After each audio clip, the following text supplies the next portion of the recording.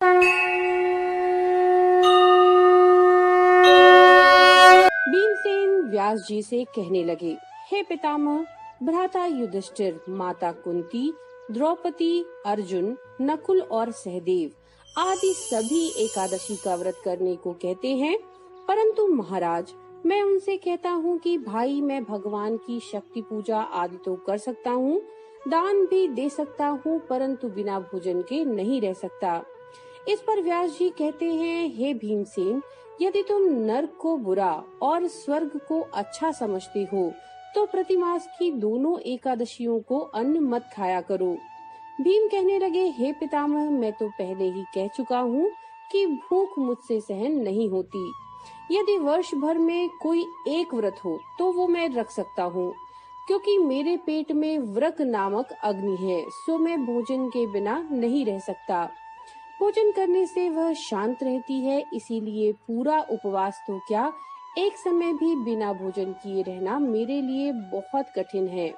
अतः आप मुझे कोई ऐसा व्रत बताइए जो वर्ष में केवल एक ही बार करना पड़े और मुझे स्वर्ग की प्राप्ति हो जाए। श्री व्यास जी कहने लगे, हे पुत्र, बड़े बड़े ऋषियों ने बहुत शास्त्र आदि बनाए हैं, जिनमें बिना धन के थोड़े परिश्रम से ही स्वर्ग की प्राप्ति हो सकती है।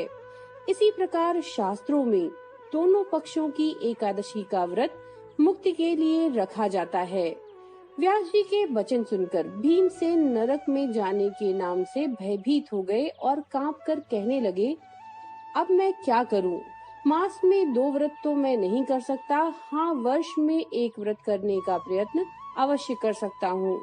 अतः वर्ष में एक दिन व्रत करने से मेरी मुक्ति हो जाए तो कोई ऐसा व्रत बताइए। ये सुनकर व्यास जी कहने लगे कि वृषभ और मिथुन संक्रांति के बीच ज्येष्ठ मास के शुक्ल पक्ष की जो एकादशी आती है, उसका नाम है निर्जला। तुम उस एकादशी का व्रत करो। इस एकादशी के व्रत में स्नान और आचमन के सिवा जल वर्जित है। आचमन में 6 मासे से अधिक जल नहीं होना चाहिए, अन्यथा वह मद्यपान के सदृश हो जाता है। इस दिन भोजन नहीं करना चाहिए, क्योंकि भोजन करने से व्रत नष्ट हो जाता है। यदि एकादशी को सूर्योदय से लेकर द्वादशी के सूर्योदय तक जल ग्रहण ना करे, तो उसे सारी एकादशियों के व्रत का फल प्राप्त हो जाता है। द्वादशी को सूर्योदय से पहले उठकर स्नान आदि करके ब्राह्मणों का दान आदि करना चाहिए। इसके पश्चात भूखे और सतपात्र ब्राह्मण को भोजन कराकर फिर आप भोजन लेना चाहिए। इसका फल पूरे 1 वर्ष की संपूर्ण एकादशियों के बराबर होता है। व्यास जी कहने लगे, हे भीमसेन, ये मुझको स्वयं भगवान ने बताया है। इस एकादशी का पुण्य समस्त तीर्थों और दानों से अधिक है। केवल एक दिन मनुष्य निर्जल रहने से पापों से मुक्त हो जाता है। जो मनुष्य निर्जला एकादशी का व्रत करते हैं, उनकी मृत्यु के समय यमदूत आकर नहीं घेरते, वरन भगवान के पार्षद उसे पुष्पक विमान में बिठाकर स्वर्ग को ले जाते हैं। अतः संसार में सबसे श्रेष्ठ निर्जला एकादशी का व्रत है। इसे यत्न पूर्वक करना चाहिए। उस दिन ओम नमो भगवते वासुदेवाय मंत्र का उच्चारण करना चाहिए और गौदान करना चाहिए। इस प्रकार व्यास जी की आज्ञानुसार भीमसेन ने इस व्रत को किया। इसीलिए इस एकादशी को भीमसेनी या पांडव एकादशी भी कहते हैं। निर्जला व्रत करने से पूर्व भगवान से प्रार्थना करें कि हे भगवान, आज मैं निर्जला व्रत करता हूँ, दूसरे दिन भोजन करूँगा। मैं इस व्रत को श्रद्धा पूर्वक करूँगा, अतः आपकी कृपा से मेरे सभी पाप नष्ट हो जाएं। इस दिन जल से भरा हुआ एक घड़ा वस्त्र से ढककर स्वर्ण सहित दान करना चाहिए।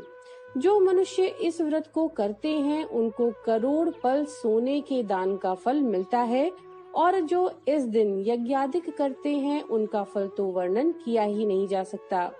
इस एकादशी के व्रत से मनुष्य विष्णु लोक को प्राप्त होता है।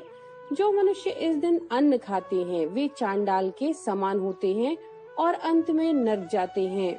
जिसने निर्जला एकादशी का व्रत किया, चाहे वह ब्रह्म हत्यारा हो, मद्यपान करता हो, चोरी की हो या गुरु के साथ द्वेष किया हो, मगर इस व्रत के प्रभाव से स्वर्ग को जाता है। हे कुंती पुत्र, जो पुरुष या स्त्री श्रद्धा पूर्वक इस व्रत को करते हैं, उन्हें अग्रलिखित कर्म करने चाहिए। प्रथम भगवान का पूजन, फिर गोदान, ब्राह्मणों को मिष्ठान व दक्षिणा देनी चाहिए तथा जल से भरे कलश का दान अवश्य करना चाहिए। निर्जला एकादशी के दिन अन्न, वस्त्र, जूते आदि का दान करना चाहिए। जो मनुष्य भक्ति पूर्वक इस कथा को पढ़ते या सुनते हैं, उन्हें निश्चय ही स्वर्ग की प्राप्ति होती है। तो मित्रों, ये थी निर्जला एकादशी व्रत कथा। नमो नारायण।